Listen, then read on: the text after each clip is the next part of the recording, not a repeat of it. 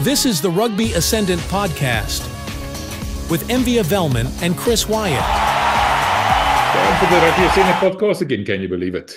Chris Wyatt is here, and as usual, we'll be talking about rugby from the box right down to the Major League Rugby finals that took place this past weekend. Hello, Chris. Welcome back. Hey, Mvia, it's good to see you again. I'd ask you, but before you answer that question, I'd just like to say that we won't be talking sevens today. That's over. No. We're moving on from sevens. We promise we will never talk about sevens again. For sure. We noticed that you don't like us talking about sevens, so, we give the people what they want. Let's start there. Chris, as usual, you're wearing an appropriate jersey. Tell me about that one, please. Oh, well, this is the British and Irish Lions tour that I was so excited, so chuffed to actually finally get to go to one of these, because in the past I was in uniform, I was elsewhere, I was deployed, I could never go on the tour. So after I retired from active duty in 2021, I was so excited to go to this tour.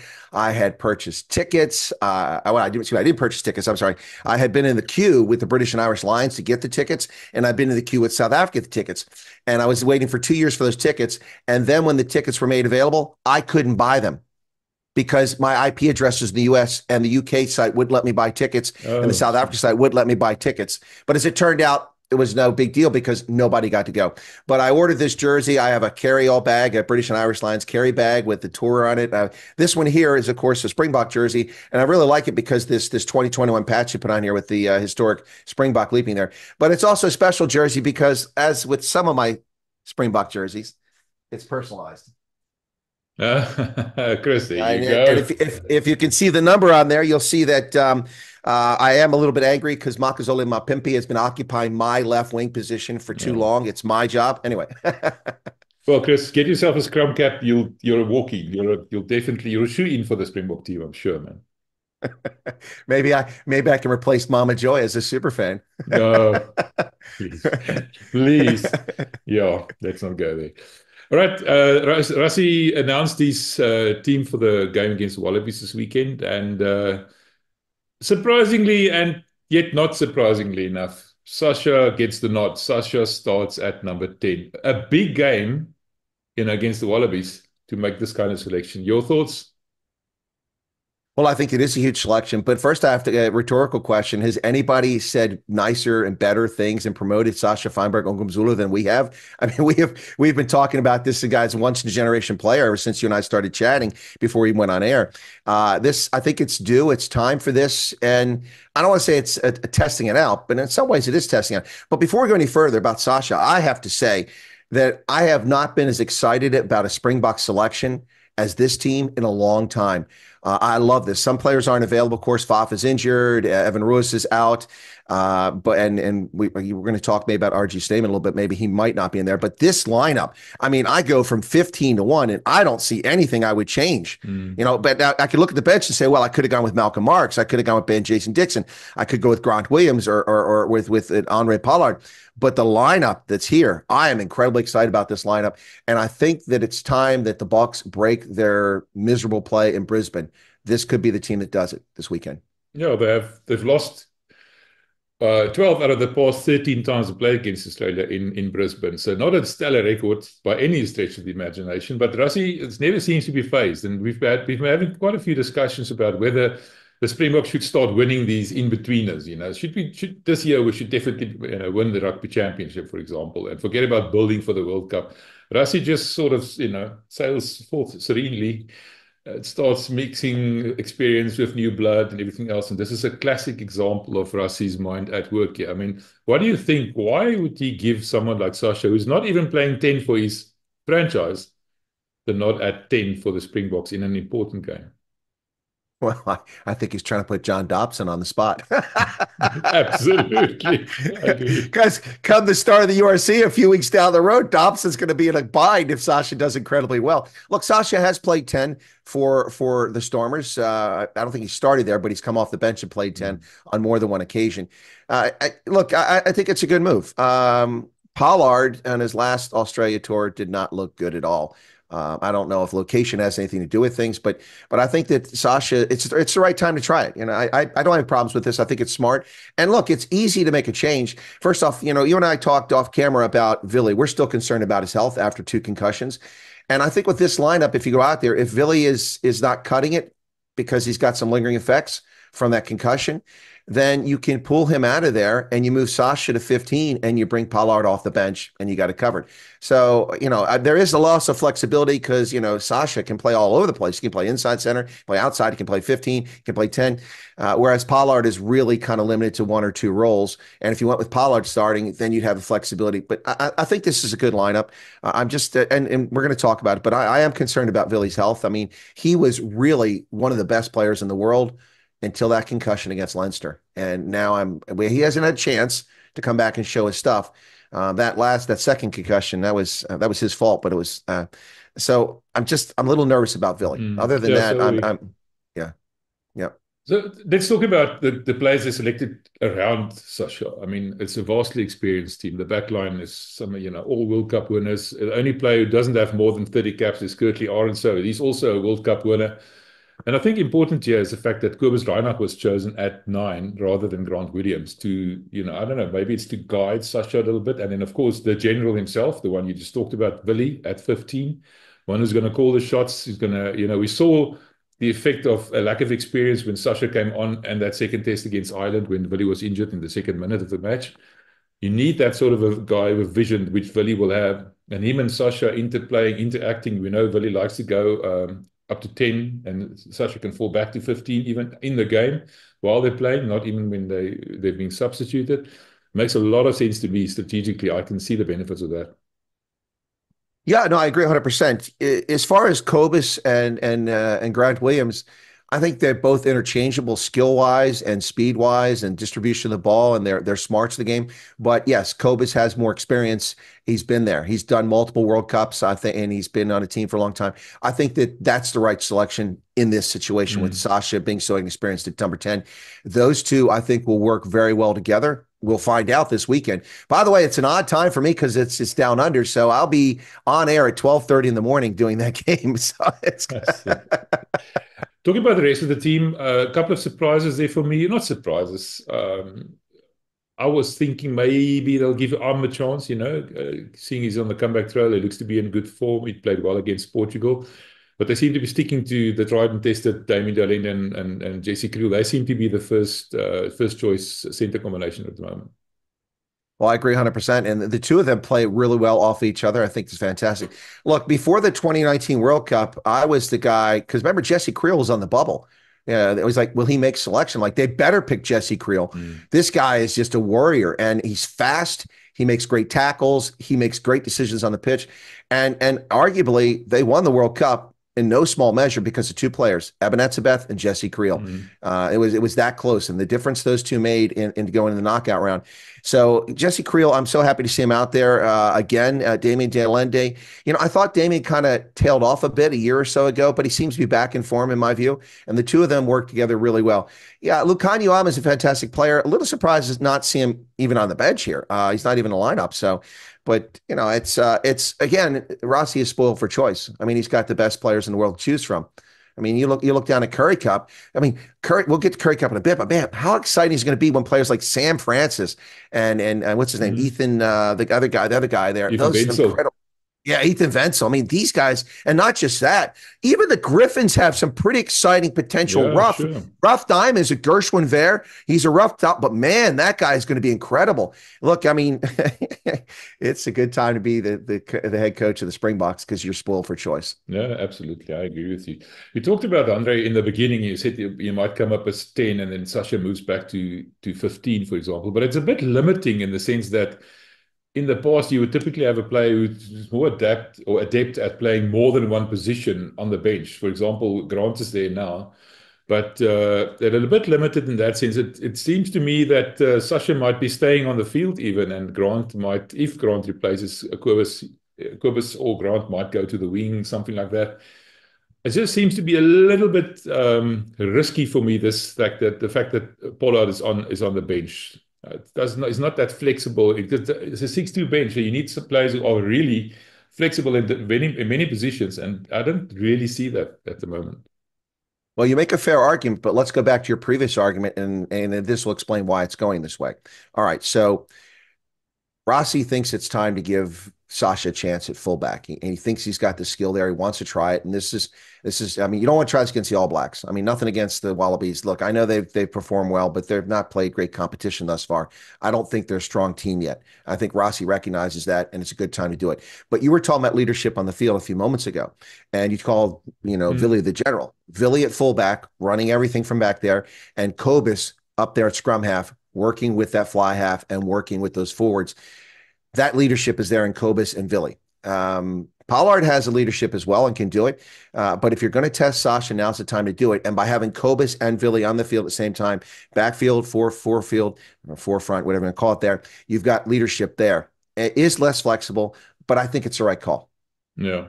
All right. In the back, Elrich Lowe gets his chance eventually. I mean, he's been knocking on the door for a while there, and he was discarded a year or two ago by Rassie, and there seems to be a bit of an argument that that was done on purpose to give him a bit of a mental test, to see how well he responds to the fact that he's been dropped, and does he play harder, try harder.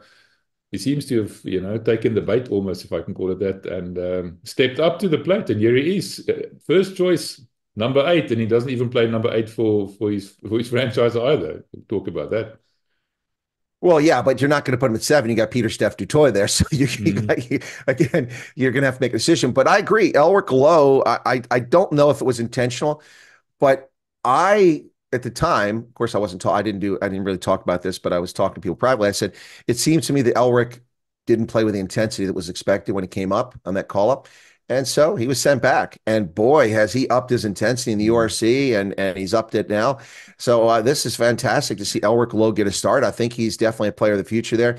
This guy is I don't know, he reminds me of a couple of different players, but he's just a dynamo. He just gets in there, he gets it done, makes mostly good decisions. Occasionally he loses his head, a little bit of discipline, but I'm excited to see Elric Lowe in there and see how he works with Sia and Pieter-Steph du Toit. I think that's going to be fantastic to see. In terms of him being compared to Kwagga is a bit smaller. He's less physical. I don't think Kwagga did enough in those 2 tests against Ireland to make the number 8 jersey his own. I actually think he's going to be staying on the bench for a while now, or maybe start at 6 if Sia's not there. Up to me, he's a better 6 than he is at 8. I agree 100%. I think Kwagga had a horrible Ireland series. It was terrible. I mean, let's just start with the fact that he kept dropping the ball and got kicked to him. Yeah, and the crowd was applauding when he finally caught the ball. I mean, we could chalk that up to nerves, but it happened a few times.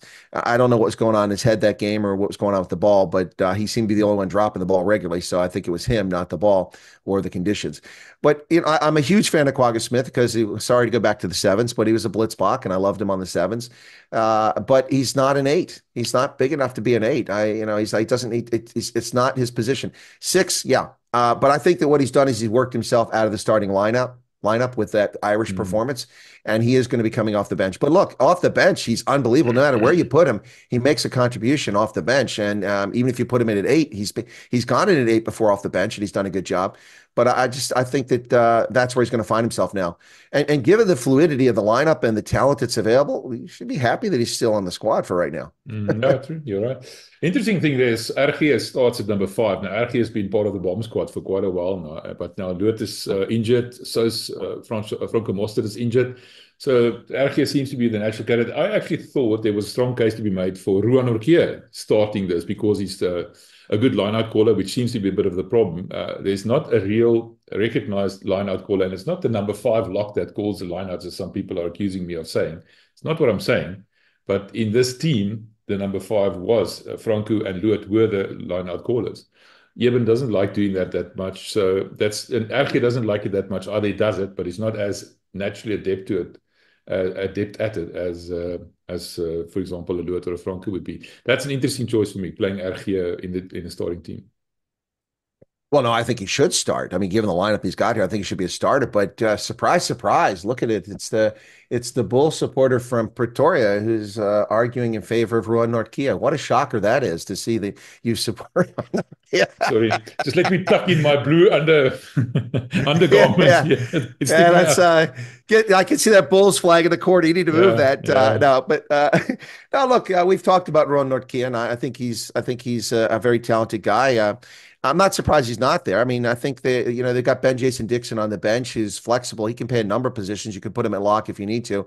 And I think that when you talk about flexibility, that's giving some flexibility. Ruan doesn't play anywhere else other than lock. I mean, that's where he's at. So I think with Jason Dixon, you can, if you have to, you can put him at 6, 7, or 8, or he can be a lock. The guy's got those skills, and he. So I think that's the right move here. And that, I think, probably explains maybe the compromise that Rassie is working here by putting Sacha in and keeping Andre on the bench and having those two leaders in Kobus and Vili out there to start the game, and then having less flexibility about who to move around. Maybe this is giving the flexibility in case there's an injury at 6, 7, or 8, or the locks aren't performing, they get tired. They can bring Jason Dixon in at any of those positions. And I think that's probably what happened there. Plus, again, we talked about Quagga's on the bench. He can't be a lock, but he can do 6, 7, and 8. So. One of the reasons why they could choose a 7-1 bench, remember, against the All Blacks in that warm-up game, everybody was so shocked, is because Quagga can play in the back line if you need to. He's fast enough, being a blitzbok before. That to me, we're talking about, maybe Andre and Grant as a 6-2 bench, but don't forget about Quagga being a sort of a quasi backline player. Think about it. Well, yeah. No, I mean, look where Werner Koch plays, for the Sharks, it's the same thing. You can put Quag out there. They haven't been using him that way in 15s, but they could use him that way. He's certainly got the speed and skill, and he's capable of it. That's a good point. I don't think anybody's really thought, well, I'm sure Rassie has thought about that, but nobody's really talking about it. I'm sure Rassie has thought about that. But again, this is an exciting lineup. I mean, look at we should go about this, talk about the Bulls. Who's on the bench wearing the number 17? We got a prop named Gerhard Steenekamp. I think you're probably excited about that. This guy has been really dynamic, and you got a bomb squad of Marks, Steenekamp, and Koch. There's no drop off in performance there.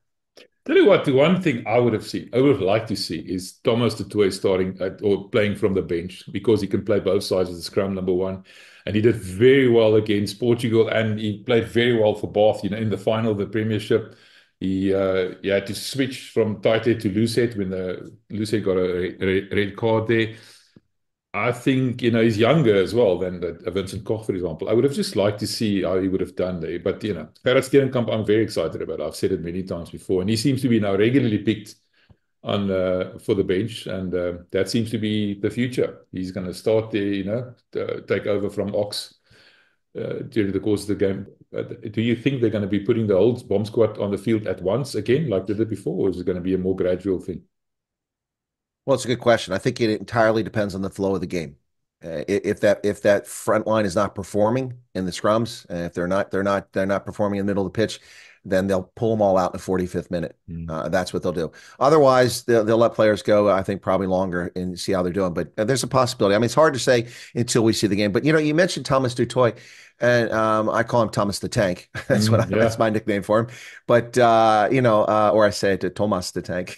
But, it's he's a player that at the moment seems kind of forgotten about in this mix, just for the moment. I'm not saying he's forgotten as being a Springbok, but he's not the only one. There's a few other players that deserve to be Springboks. But again, there's only 23 jerseys. It's a tough call. So again, I'm excited about this lineup. I can't wait for the game, and I'll be at 12:30 in the morning. So I can't wait. You stay up to 12:30 in the morning. I'm going to bed at 3 o'clock. And then I got to be up in the morning. Got to be up in the morning 4 or 5 hours later to cover Currie Cup.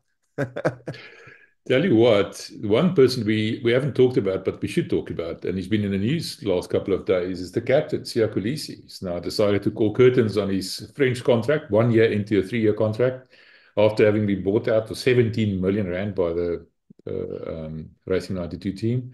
Now he wants to return to South Africa, and it looks like he's going to end up at the Sharks again. SA Rugby saying they're not contributing to his salary, whatever.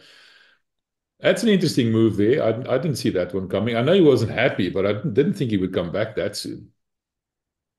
Yeah, it is a bit of a surprise. Is it actually confirmed now? I know Saru said they weren't confirming. Okay, it is confirmed. Well, I mean, he is, overweight and lazy and slow. No, he's not. That's the thing. I know, but my point there I'm making with that statement, of course, I'll get hate mail for this. I'm not saying that. I was saying that facetiously because that's what the owner of his franchise said. Clearly, there's some bad blood there or some unhappiness with the owner, and that's what's driving this move. I don't think C is coming back because he wants to. He's not going to make the same money. He was making some good coin there. He's not going to make that coin. So I think this is driven by the owner, and that's unfortunately the way things go sometimes. I'm not happy to see him. Well, actually, he's in his mid-30s now, so he can go to the Sharks. That's fine. He doesn't need to come back to the Stormers. No, the thing is, just going to the Sharks, they've got so much talent. Is there space for him there? I mean, there was a joking sort of kind of comments being made about him coming to the Bulls and whatever, but you can't really see him fitting in anywhere. I mean, there's the Sharks, looks like he's definitely going to the Sharks. Who's going to make way for him? That's an interesting conundrum, I would think. I mean, a place that really could use him is the Griffins. No, that's why we talk about traitors to the mother city. You betray the mother city. That's how we feel about you. Yeah, Stormer supporters talking about undergarments hanging out. There we go, quite clearly, blatantly. Yeah. Right. Well, hey, look, it's blue and white hoops. Well, light blue for me, thank you. I'll take some of that. So I'm sorry. You mean powder blue? The Bulls powder blue. Nobody calls it powder blue. We call it light blue. It's not the powder blues or feuerblauw. It's light blues. Sure. And it's not pink. It's chartreuse. No, it's pink as pink. I call a spade, but it's definitely not powder blue. Nobody's accused us of being powder blue ever before. Hey, I've got one more player that we're talking about, Thomas du Toit. It's not the same player, not the same skill set, but a player that, for the life of me, I've always been angry because he was lost in the mix, and he's talented. And last I checked, he's still playing. But a guy that I thought was a great Springbok is Jan Serfontein, and he just was relegated and disappeared. And I thought that guy should have been a Springbok much longer. Anyway. So just I don't want to forget Jan Serfontein. He was one of my favorite players. I thought he played really well, and I thought he was great as a buck. But anyway, moving on. Just quickly, there was a lot of rumors about the fact that he might be coming back. The Bulls apparently were chasing him, Sharks were chasing him, and then he signed again for Montpellier. So he made the choice to stay in France. He had the opportunity to come back. I know the Bulls were looking to sign him. Oh, the Bulls would have loved to have him. Yeah. He would have been fantastic. Have him back. Never mind. I know. They know him. That's why I'm saying they would have loved to have him. They were chasing him hard, and he decided to stay. So I hear you. He was an exceptional talent. I mean, he was the same pool of players that Andre Pollard came through, isn't it, if I'm not mistaken? And where Lupe Pollard is today and where Jan Serfontein is. Yeah, I agree with you. It would have been nice to see him back. But yet again, we've got so many centers, talented centers, for example. Where is he going to fit in? It's just the way it is. Okay, Chris, that sort of covers the team announcement. Another thing that's going to be in the news a little bit, I think, for this tournament specifically is the fact that they're going to do a couple of new things there, a couple of rule changes. Number one, and I don't know how we South Africans feel about it. I'm not a particularly big fan of it, but they're going to trial 20-minute red cards. Tell me about that. Well, one of the challenges about football and rugby is a red card and players being out and how it harms the rest of the team. I've always thought it was harsh and challenging. Over time, I've come to just accept it, because it's just the way it is, but I've never liked it. A couple of years ago, World Rugby trialed the 20-minute red card here in the U.S. in Major League Rugby to see how it went. Now, not many red cards were issued, but it does change things. Now, if you get a red card for a blatant red card, you go spearing somebody, attack him, you're out. Your team's going to suffer. And I'm okay with that sanction. But honestly, the 20-minute red card, I think it's not a bad idea. I think it's it's really cruel for a team to 15 players, 22 players, but 15 on a pitch, the other 14 who did nothing wrong, especially when we see so many marginal red calls. We've seen calls, I think, like, seriously, that's a red call.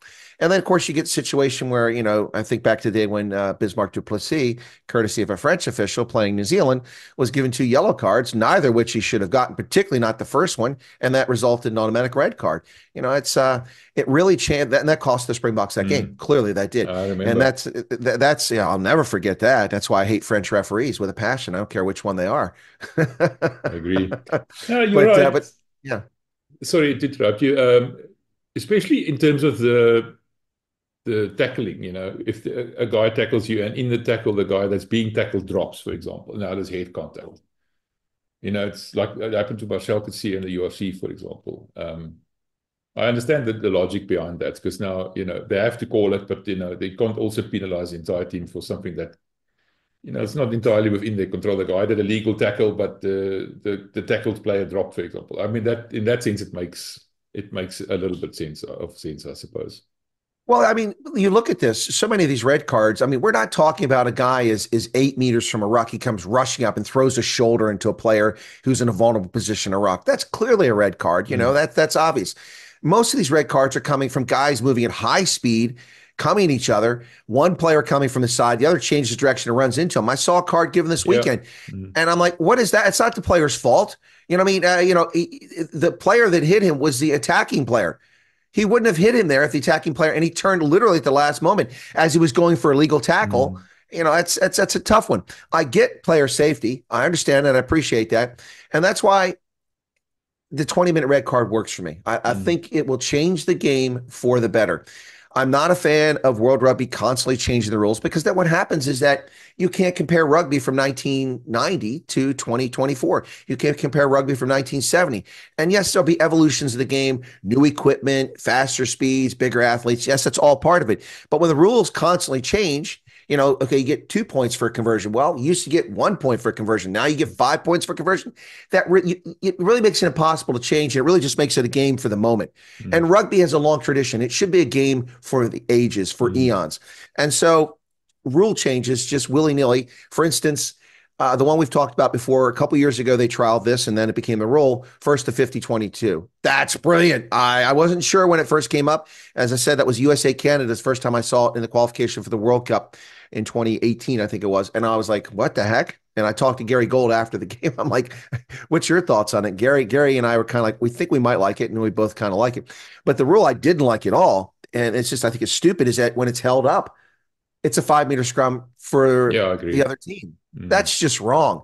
I mean, not 5-meter scrum. It's a free kick. I'm sorry, I misspoke. It used to be a 5-meter scrum.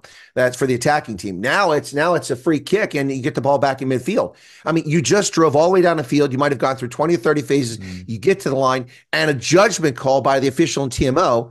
And let's be honest, sometimes there's a try, you just can't see it in there because the bodies are everywhere.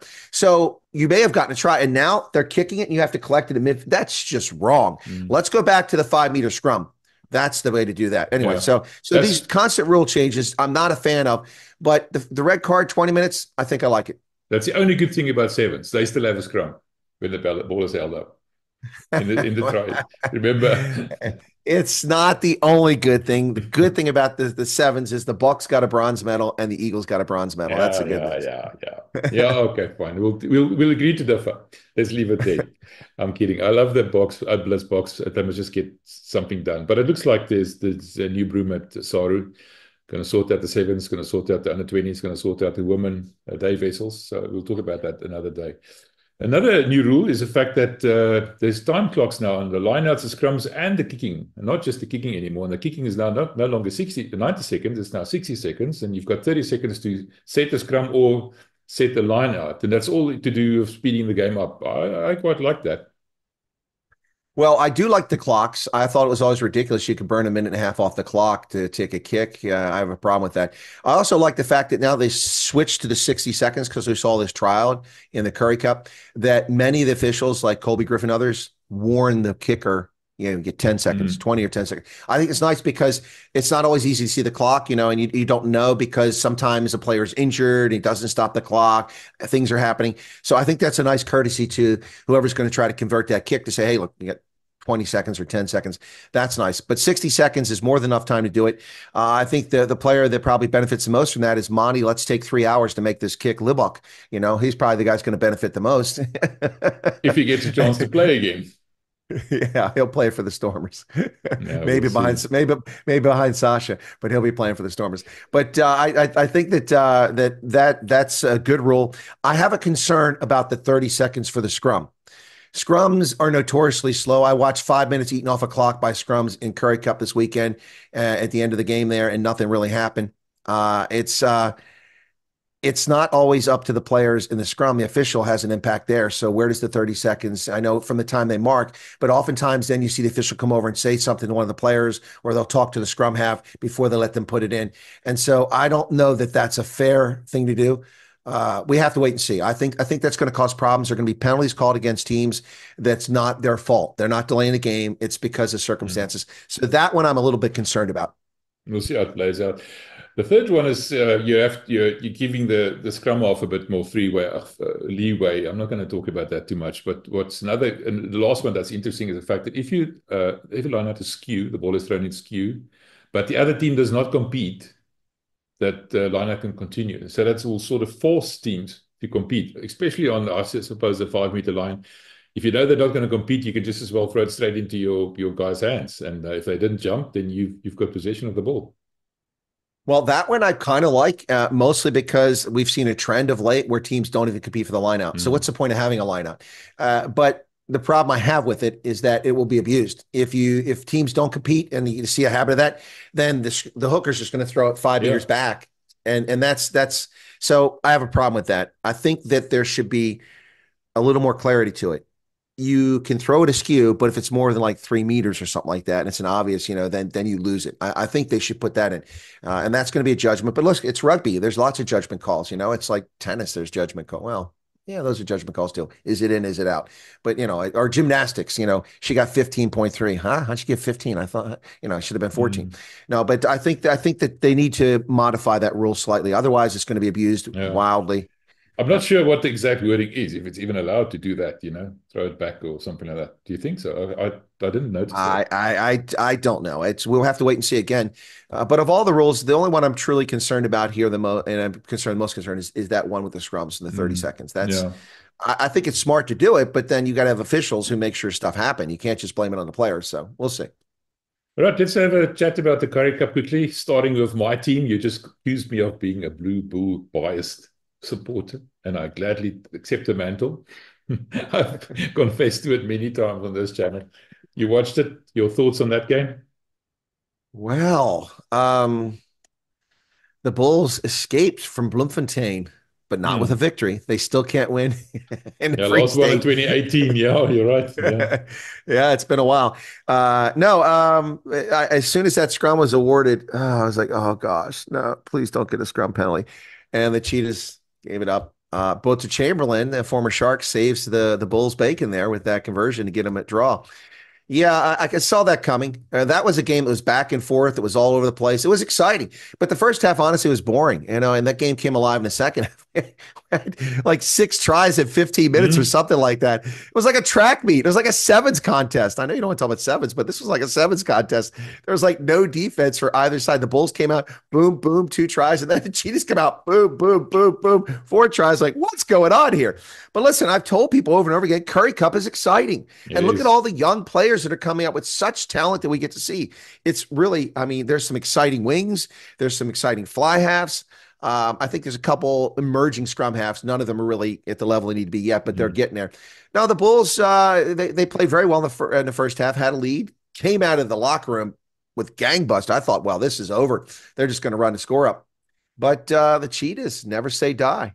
And that's the thing about the Cheetahs. Historically, watching the Cheetahs in the time frame I've been watching them over the years, they are a team that could score 75 points. The problem is they gave up 76. Yeah, you're right. No, I think the Bulls, we were debating the fact that the Bulls had such a tough game against Province last weekend where they had to fight back in that second half. And the shorter turnaround than the Sharks, the Cheetahs did, and the Cheetahs played a different team against the Griffins. So the Cheetahs had probably a fresher pair of legs on their players. So I suspect, I don't know if it's an indictment on the Bulls' conditioning, but I suspect the fact that the fatigue caught up a bit with the Bulls, and also they played quite a few older players like Cornel Hendricks and Lionel Mapu, both 36 years old, forced because of injuries to key players like Chris Smith. And just before the game started, Kobus Wiese was withdrawn because of illness. That had to have an effect, had an effect on the team. But I still think they were lucky to escape with a draw. But I think, like I said, if they walk off the field, who would be the happier team? I think the Bulls would have taken that. All right. Sorry. Are you finished with the excuses? It's rationale. It's not excuses. Rationale. I'll remember that. No, look, it was a heck of. We can't say anything other than it was a fantastically exciting game. It was amazing. We had these 2 draws this week, and what the heck is going on in Currie Cup? Yeah, these games back and forth. I was calling the games, and the third game I went to, my viewers are like, okay, We already know the outcome. This one's a draw. It wasn't. The province won.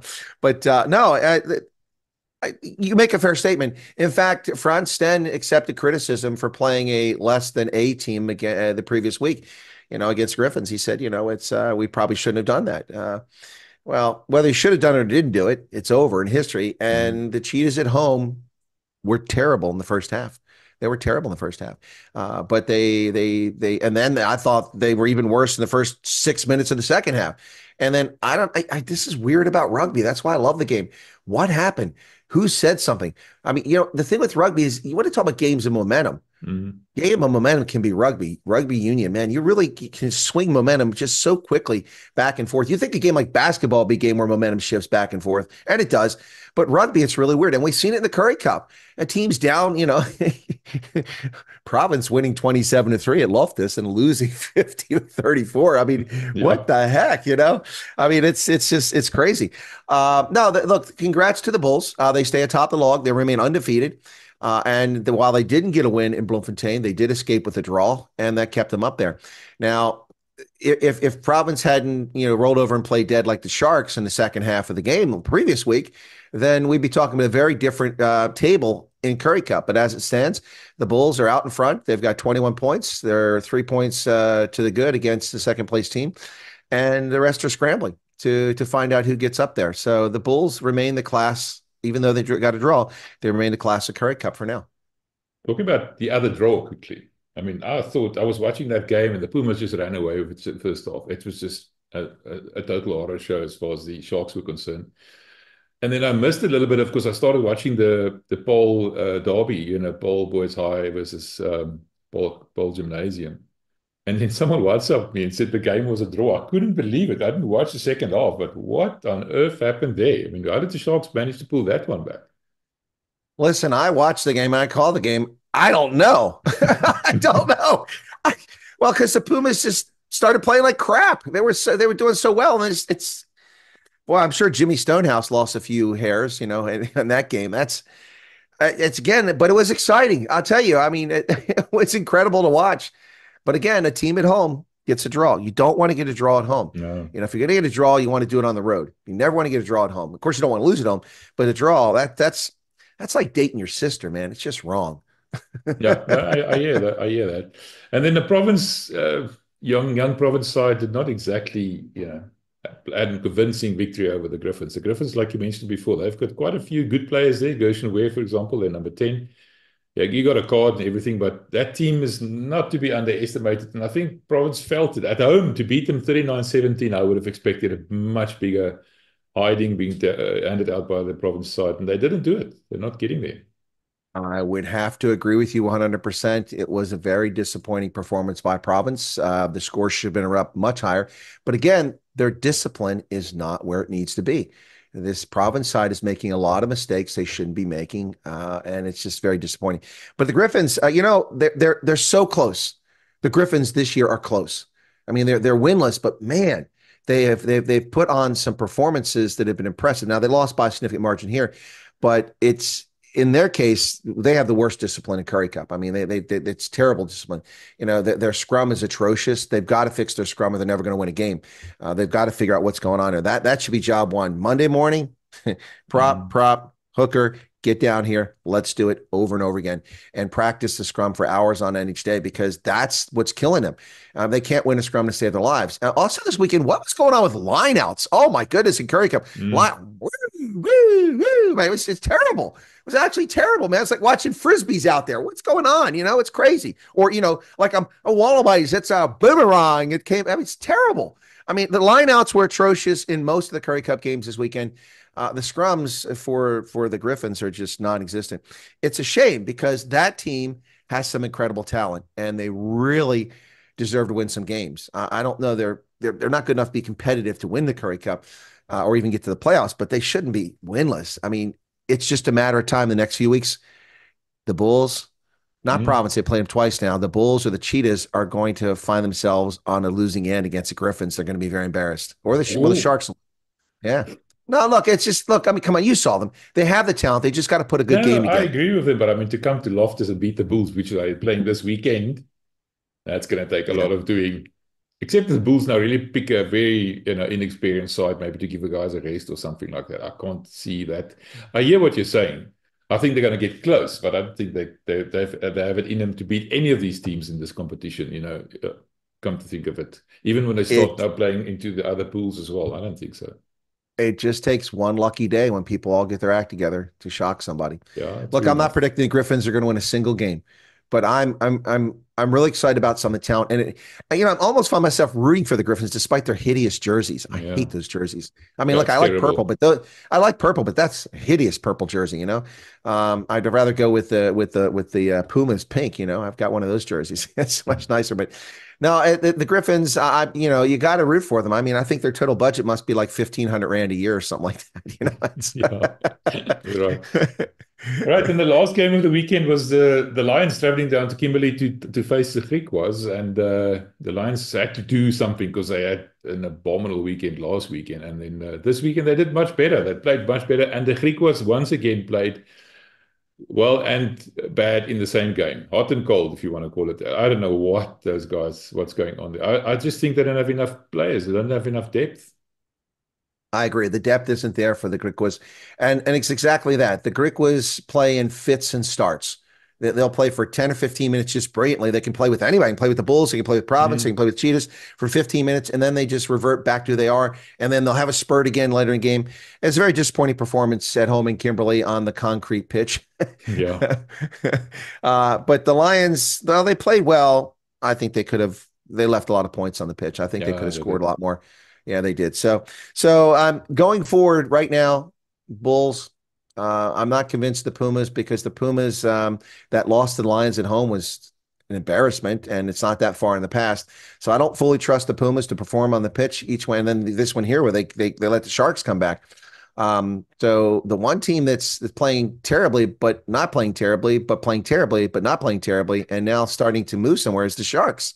They were useless, and then they won a game, and now they've got a draw, and we'll see what they do. But again, right now it pains me to say the Bulls are the class of the league. No, it doesn't pain me. I actually like the Bulls, but as a Province fan, I have to admit that Province sucks. Yeah, but it's the approach, man. The Province decided this is going to be a test bed for young players. They decided right up front. That's not. Yeah. They sort of wrote it off. They're not going to try and win it even. Even give it a shot.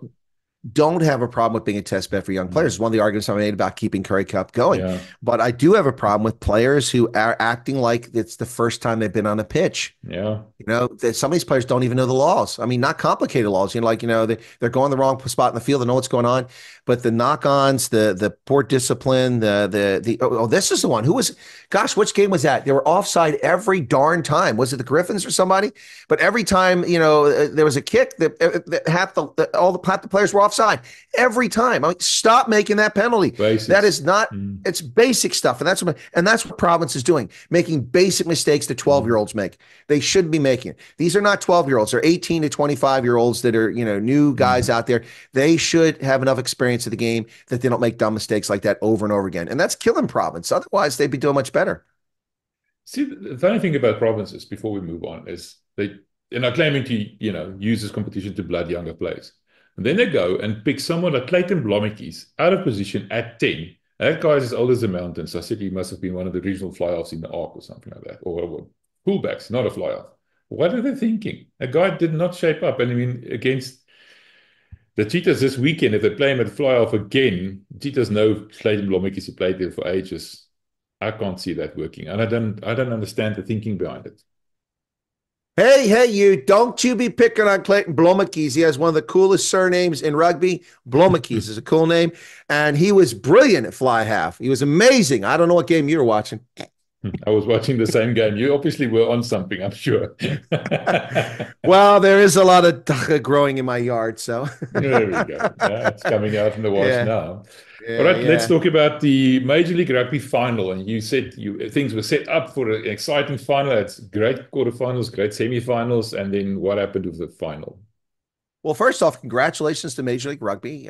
They completed another season, and their attendance is up. Their online viewership is up, even though I think their approach has changed in the wrong direction. But they've had a good season in that respect. They had unbelievably scintillating quarterfinals and semifinal games, and they set a record.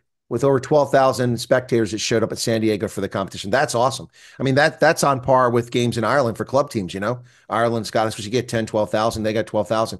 So congratulations. I really thought that was fantastic. The officiating was really good. Luke Rogan did a great job out there, and Federico Anselmi, the Argentine official on the. So I thought the officiating was very good. Luke Rogan wouldn't take any crap. Players were trying to lip off to him, and he put them in their place. It was great. However, the game. Yeah.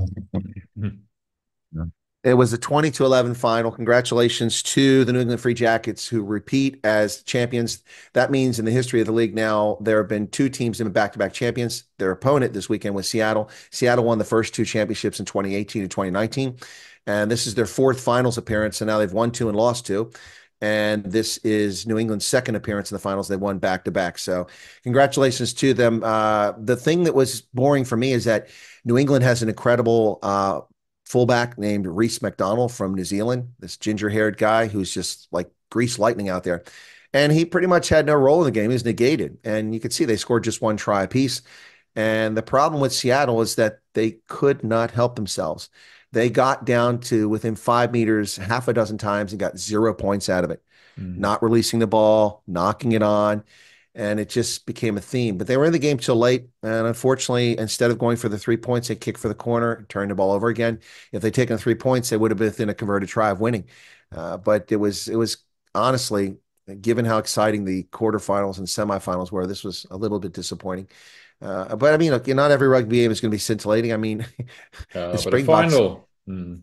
Yeah, but I mean, the Springboks won a World Cup in a boring fashion too. You know, with kicking the ball. So anyway, I wouldn't call it boring. I mean, I was on the edge of my seat. That's what I'm saying. It doesn't have to be an exciting game in the sense that you're running up and down and throwing all the ball around. But the point is, it's still exciting, even if it's just nerve-wracking. But it was none of that as well. But if I have to sit here in near heart attack mode, you know, having chest pains and banking on Damien Willemse taking the mark and calling for a scrub to wind up winning the game, eventually that is exciting, but it's too much to bear. Yeah, no, sure. Yeah, there's too much of a good thing, you know. Yeah, exactly. I love watching the win, but I don't want to be laying here with the paddles on my chest cleared. Barely surviving. Interesting thing. When does the next season start now for Major League Rugby? How does it work? Well, it's a weird thing because we start in the wintertime here in the Northern Hemisphere. They were starting, well, it's changed slightly because of the COVID year and then coming back, and they've adjusted it because of the test matches the Eagles are having. But basically, it really starts in late January, the last week of January or the first week of February, and runs into July. And then you have the playoffs. Last year, it was in June, and that was because of the World Cup. But we didn't go to the World Cup, so it really didn't matter. Yeah. Right. Okay. Yeah, so that was the plan, but the Eagles didn't qualify because almost every player that's on the Eagles is in Major League Rugby. There's a few exceptions, like AJ McGinty plays for Bristol in the UK and a couple others, but most of them play for the Major League Rugby franchises. So in order not to interfere with the World Cup appearance last year, they moved it up earlier and had the championship, but there was no World Cup appearance, so neither here nor there. Anyway, but they're basically January through July. There you go. I see now the Houston Sabercats have now officially taken leave of Heineke Meyer as well. He's now definitely leaving. Yeah, I didn't see that announcement, but I knew that was going to be the case. He's coming back to South Africa. I have no idea what he's doing in South Africa. He can fix somebody's rugby program. He's a brilliant guy. He's the guy. I mean, when he was the head coach, I just love the emotion up there in the booth. Yeah, I remember. Talk about chest pains and heart attacks. I always thought he's going to have an aneurysm burst in his head. But no, Heineke's, I think he's a really exciting guy. I really thought he was done wrong by Saro. That's a whole other discussion. But they used the excuse of Brighton. That's really that's how they got away with sacking. Yeah, that's what they used. But I still have that ticket stub.